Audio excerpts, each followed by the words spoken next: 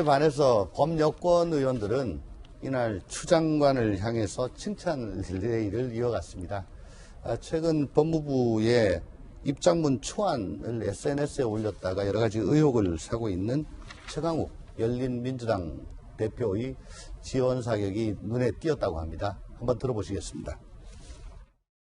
장관님, 연일 노고가 많으신데 저까지 불편을 드리게 돼서 송구합니다.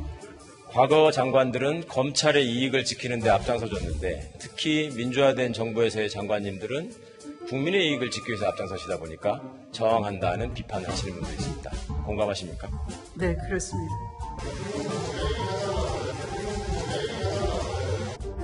정진석 의원님, 품위를 생각하세요. 응? 부의장 하고 싶으시면 올라와서 말씀하시고요. 박정희 위원장님, 뭐 어떻게 보셨어요? 일단은 앞서 있었던 그 미래통합당의 김태흠 의원의 질의응답과 지금 최강욱 의원과의 질의응답을 보면 그냥 확 보여지는 것 같은데, 그동안 최강욱 의원이 왜 그러면은 법무부 정상적인 시스템을 벗어나서 그 법무장관을 보좌하는 혹은 인허섭들이 뭐 존재하느냐 안 하느냐, 그리고 그 처음에 이제 열린민주당인가요? 대표가 됐을 때 이제 대통령이 전화하셔서 격려한 건에 대해서 당신이 그 언론에 공개하고 막 이랬던 것에 대한 많은 궁금증들이 저 대목을 보면서 좀 해소가 되는 측면이 있다고 저는 봤습니다. 우리 서전 위원장님은 어떻게 보셨습니까? 특히 정진석 그 의원한테 뭐 하신 말씀 같은 거는. 그러니까 이제 사실은 평론가적 입장에서 보면 되게 다 국민의 비판을 받는 것이죠. 다 여야 떠나서. 이게 지금 국민을 대변한다고 하는데 국민들이 원하고 싶고 국민들이 원하는 저런 태도는 아니거든요. 그리고 한번 좀 말씀드리면 김태우 의원 같은 경우에는 초반에 말씀하신 게 또 추미애 장관의 아들은 이렇게 감사하면서 이런 식으로 또 하다 보니까 제가 이거는 정말 개인적인 편견이 아니라 평론가적 입장에서 말씀드리면 추미애 장관이 계속 뭐 여성 이렇게 이야기하고 또 어제 같은 경우에도 윤석열 총장의 부인 그 장모 같은 관련 뉴스를 본다는 것 자체는 저는 저기 좀 강한 어떤 추다르크의 이미지가 아니라 좀 아들 정말 그 가족을 지키려고 하는 어머니의 모습에서 그런 단어들이 나오는 것 같다. 왜냐하면 이제 지금 어떻게 보면 검찰하고 어떻게 보면 싸우는 입장처럼 돼버렸을 때 전직 법무부 장관 조국 사태를 보면은 이까지는 안 나가겠지만 개인적으로는 그런 게 있지 않나라는 생각을 합니다.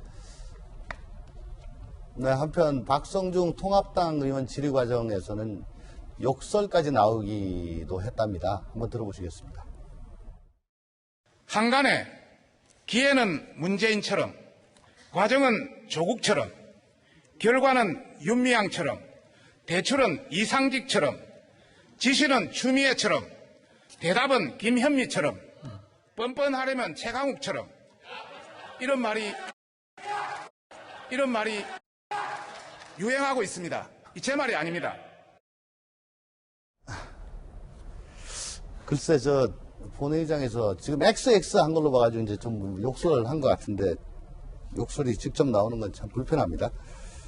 여권에서는 기분 나쁠 소리인데, 그래도 XX는 좀 과하고요. 어떻게, 김영진 의원님. 네. 지금 뭐는 누구처럼 이런 거 들어보셨습니까? 여권에서 상당히 못 들어봤는데, 예. 한간에 이제, 결국 그런 정부를 비판하는 사람들끼리 이렇게 돌려보는 그런 SNS의 그런 것들을 이야기 만드는 말 잘 만드시는 분들은 저렇게 만들어서 회자가 되고 있는 것 같습니다. 네. 근데 실제로 중요한 것은 총리를 불러다가 저런 질문을 해야 되는지 이제 그런 부분도 총리가 있고, 대답할 게 없죠, 저런. 또 최강욱처럼이라고 하는 것도 어쨌든 정부에 대한 대상자가 아니지 않습니까? 그렇죠. 지금 동료 네. 국회의원이잖아요. 네. 그런 부분 좀 아쉽게 생각합니다. 김태흠 의원은 추 장관에게 박원순 전 서울시장 성추행 의혹과 관련한 질의도 했습니다. 휴가 미복귀 의혹으로 수사 중인 추 장관의 아들을 거론하면서 박 전 시장 사건 2차 가해 대처를 주문하니까 추 장관이 어금니를 깨물기도 했답니다. 한번 좀 보시겠습니다. 평소 성범죄에 대해서 단호한 입장이셨죠? 네. 그런데 주무장관으로서 왜 이 사건에 대해서 그렇게 침묵하시는 겁니까? 권력형 성범죄의 가장 중요한 것은 피해자 보호자죠. 그렇겠죠. 네.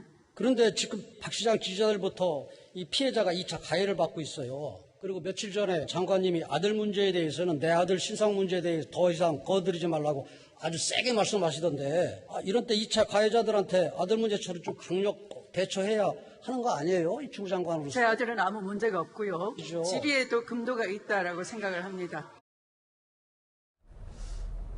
이재명 기자. 예. 어떻게 어금니를 깨문 겁니까? 예, 그렇게도 보이기도 하고 사실 굉장히 불쾌하고 화가 나 있는 듯한 모습은 분명해 보입니다. 글쎄 아까 전에 이제 추미애 장관에게 이제 그런 얘기를 제가 했죠. 그러니까 국무위원으로서 대정부 질문에서는 어쨌든 국민을 대신해서 질문하는 의원에 대해 충실하게 답변할 의무와 책임이 있다. 이렇게 얘기를 했는데 반면에 또 이제 국회의원한테도 대정부 질문에서 질문을 할 때 사실 모욕을 주려고 하는 의도는 없어야겠죠, 분명히. 그러니까 국민을 대신해서 국민이 궁금한 것들을 물어야 할 텐데 아들 문제 갑자기 이제 박원 성추행 문제와 엮어서 얘기하는 건 약간 좀 누가 보더라도 논리적으로 좀 비약이 있다 이렇게 볼 수 있을 것 같고 다만 그럼에도 추미애 장관 다시 한번 얘기합니다. 아들은 문제가 없고요. 근데 사실 이것도 어쨌든 검찰에서 좀 수사를 하고 있는 내용입니다. 그렇다 그러면 법무부 장관이라는 입장이 더 중요한 거죠. 그러니까 어떤 사와 공을 구분한다고 봤을 때 이런 문제에서 제가 지금 그 문제를 얘기할 수는 없다라고 얘기하는 게 오히려 맞는 게 아닌가라는 생각도 좀 들고 중요한 건 어쨌든 김영정 의원님도 얘기하셨지만 대정부 질문이라는 것 자체가 국민의 궁금증을 해소하고 어떤 정책에 대해서 다양한 이제 그러니까 어떤 토론이 이루어지고 이런 이제 장이 돼야 할 텐데 그러지 못하고 있는 이것이 또 21대 국회 어제가 첫 번째 대정부 질문이었습니다. 양쪽에서 다 협치를 얘기하고 있고 새로운 하여튼 정치의 새 장을 열자 다 말은 좋았는데 결국 첫 모습도 결국은 똑같았다. 이런 좀 안타까움도 듭니다. 손정혜 변호사님. 추 장관이 그동안에 N번방 사건 같은 그 성범죄에는 꾸준히 의견을 내왔는데 이번 박 시장 사건에는 침묵으로 일관하고 있다. 그래서 일관성이 없는 거 아니냐. 이런 주장도 있는 것 같습니다. 일단은 김태현 의원의 이제 질문에 있어서 공식적인 대답이 나오기를 좀 기대를 했는데 아들 이야기가 이제 거론되면서 본질이 좀 흐트러져서 법무부 장관의 입장을 듣지 못해서 좀 아쉬운 측면은 있습니다. 법무부 장관이나 문재인 대통령이 지금 이 문제에 너무 지나치게 소극적으로 응대하는 거 아니냐 이런 일각의 비판도 있는데 또 N번방 사건 같은 경우하고 비교하기에는 일단은 첫 번째로는 중립적인 위치를 조금 고수하려고 하는 것이 수사의 한계성이 이제 보이는 사건이다 보니까 지나치게 이 부분을 정쟁화하거나 법무부 장관 이미 수사 진행 중인 상황이고 더군다나 검찰이 수사를 지금 하고 있는 게 아니라 경찰이 지금 수사를 하고 있는 마당이기 때문에 공식적으로 어떠한 대답을 하기에는 아직 이르다, 섣부르다 이런 판단을 했을 가능성은 배제하기 어렵고요. 하지만 지금 피해자 측에서 2차 가해자들에 대해서 고소장 접수하고 있거든요. 그게 만약에 수사가 미진하거나 제대로 된 수사 의지가 펼쳐지지 않았을 때는 법무부 장관이 그 구체적 사건을 지휘할 수 있듯이 구체적으로 2차 가해에 대해서 엄중 처벌 지시를 하는 것은 우리 사회를 위해 필요하다라는 생각이 들고요. 지금은 지켜보는 순서가 아닐까 생각이 듭니다. 네.